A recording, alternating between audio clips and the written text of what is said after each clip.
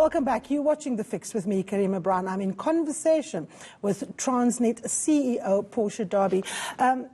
Portia, before the break, we spoke about your position on the continent. Now, at the mining Indaba, you were saying that Transnet International Holdings, their key project includes vital, rail revitalization programs in Ghana, in the North-South Rail Corridor. Now, you were telling me off-air that you've just met with your Ghanaian counterparts.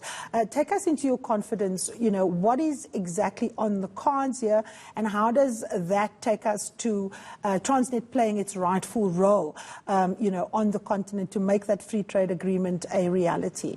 Well, I'm quite excited by the project because it does the thing that we have to do a lot better here in South Africa. First of all, we have an opportunity. We're quoting on a project where we're upgrading the rail infrastructure in one of the corridors. That's a project that we've already started, and we've got to move faster on it. And we've got to partner with the Ghanaian business on that.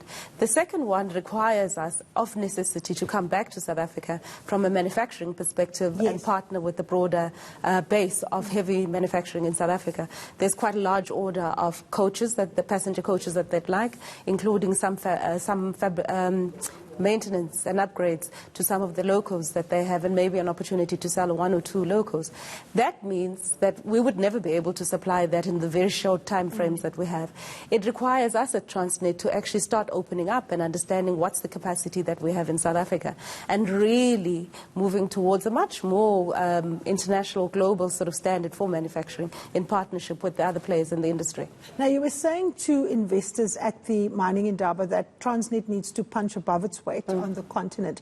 Now, for those who don't know, you are a former Director General of the entire Public Enterprises department, but for the last 15 years or so, you were actually involved in the economy. You were involved in this kind of business in West Africa in particular. So you've got an intimate knowledge of what private sector investors want. What is it that they want, and how are you planning to make Transnet attractive to them in partnership so that you can gain that competitive advantage?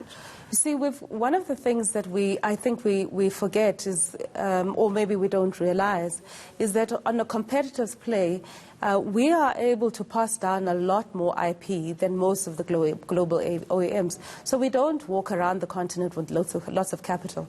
I think we've got to actually remember that we are African and reduce the arrogance level a little, and bear in mind that market size matters, right? So, 58 million and almost 200 million in Nigeria? I think you've got to walk carefully when you're walking in there. And also the whole of West Africa, ECOWAS as a market is already quite strongly integrated. So it actually provides quite an amazing opportunity, not just for Transnet, but also on how we partner in a way that actually builds capacity in those countries.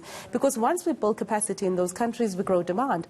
If you look at the data in terms of outflows, inter-regional trade, about 25 billion US dollars of our trade is with the continent. Yeah. And so that's quite a substantial. And second, our biggest trading partner on the continent is Nigeria. So if we don't understand that, actually we need to find a way of cooperating. What I've never understood, Portia, is, there's a lot of oil on the African continent. There's a lot of gas and so on. But a lot of the refineries are based elsewhere. Why is Africa lagging behind on refineries? Why are we pumping out crude oil here, refining it elsewhere, giving other countries competitive advantage, and then having to buy our own products back at top dollar? It's a long conversation, that, because sometimes... Let's get to the chase. Give me a quick answer. Well, sometimes it also amazes me. So let me take the simpler one, is gas, right? On the West Coast, there's supposed to be a gas pipeline which supplies gas to quite a number of countries on that side. Sometimes it flows, sometimes it doesn't flow. I increasingly think institutions matter more than we have anticipated for a long time, because that institutional capacity would provide the correct signals and enable the market to invest directly. Now, you're talking about institutions being healthy. One of the problems, of course, is that there was an orgy of greed and corruption at Transnet, right? So the rot has been exposed in many, many forensic reports. It shows billions of rands worth of kickbacks as well as wasteful expenditure, even by junior level staff. We're talking about people buying luxury BMWs, Jeeps, Mercedes-Benz, and then, of course, also the acquisition privatization of the locomotives that, you know, essentially is linked to what has been turned beyond corruption, state capture. What are you going to be doing to deal with the fact that you've inherited an organization that was hollowed out for the purposes of state capture, benefiting, you know, private individuals and their private financial interests? So, as we've indicated, the investigations continue. We've set up a special investigation unit which will report through to the new, we've just announced a new structure for the organization where we're elevating legal and actually making sure that we've got proper firepower inside our legal department. And that will help with all of the renegotiations that we've got to do on a lot of contracts. It's not just only these ones, but it's also other contracts. But more fundamental than that, Karima, and in fact, when I think about one of the, for me, the attractions of coming back to this job was that when we were at DPE and we worked on the competitive supplier development program, yes, that did require that your procurement processes must change, yes, to enable long-term strategic relationships with the supplier base, so that you are able to signal to the market that this is the demand that I'm going to have for the next 10, 15 years. And then on the back of that, the private sector is able to invest, both large and small companies. And it's fantastically powerful for small, medium enterprises as well as black businesses to have a clear view of what your procurement is. We can't do that. So when you look at some of the irregularities, you find that it's this mismatch between requiring long-term supply relationships, because there are some fast-moving pieces of equipment that need to be changed a little bit more regularly. And if you have a procurement contract that says, I've signed it with you for 3 years, and then you do have a stultified procurement, yes, process, you then end up running foul of PFMA, or you're in a situation where you have locals waiting and you can't find componentry.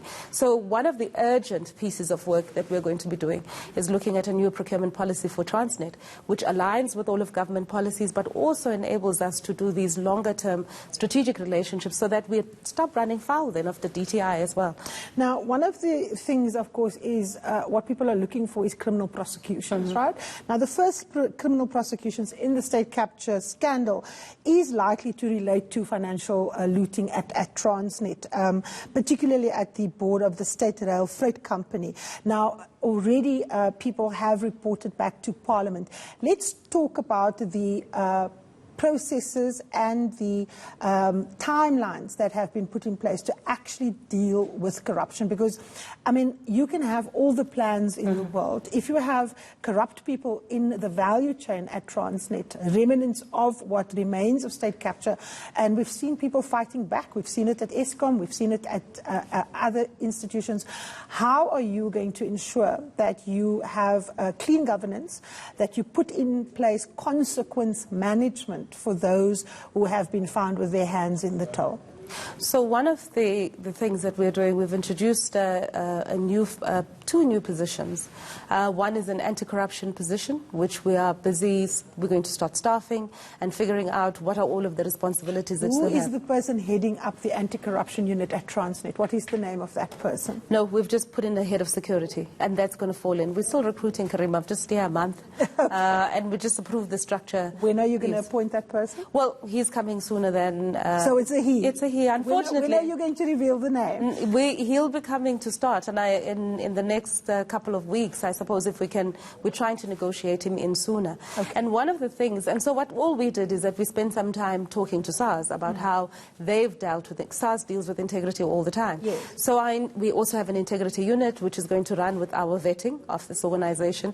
It also is going to make sure that when we declare that we are in this company or not in this company, that company that we are in active is not actively trading with Transnet. So there's going to be a lot of that active monitoring on the background, because what we have always depended on is your honesty to tell us. So now we're just going to find you. So are you going to do lifestyle audits of individuals? Because what we found is during the state capture years is that often it was very clear, the signs were there, people were living beyond their means, they were procuring goods illegally, and as a consequence of that, they were, they were able to do what they do without detection. So your chap that is starting soon, what exactly is his first order of business? Is he first going to launch lifestyle auditing to every senior manager that works at Transnet? We've already started the procurement for the lifestyle audit. We've got a lot more issues than just worrying about ourselves internally. The level at which we have cable theft is phenomenal. We've got to deal with theft of fuel in the pipeline. So his responsibilities are a lot more broader than us internally. When is he starting? I just told you, he's still coming. We're negotiating. One of the things about being at Transnet is that the possibility to call people's bosses. Okay. When they say, yes, you can call the boss and say, all look, right, we have problems. I'm going to hold you to it, and I'm going to throw down a challenge. You're going to make your anti-corruption person available so we can ask him the tough questions once you've hired him. Portia Derby, thank you so very much, and good luck. You've got a big task on your hand. Up next, Finance Minister Tito Mbowene's budget. Is it an assault on workers and the poor, or is it just what the doctor ordered for our ailing economy? Stay tuned.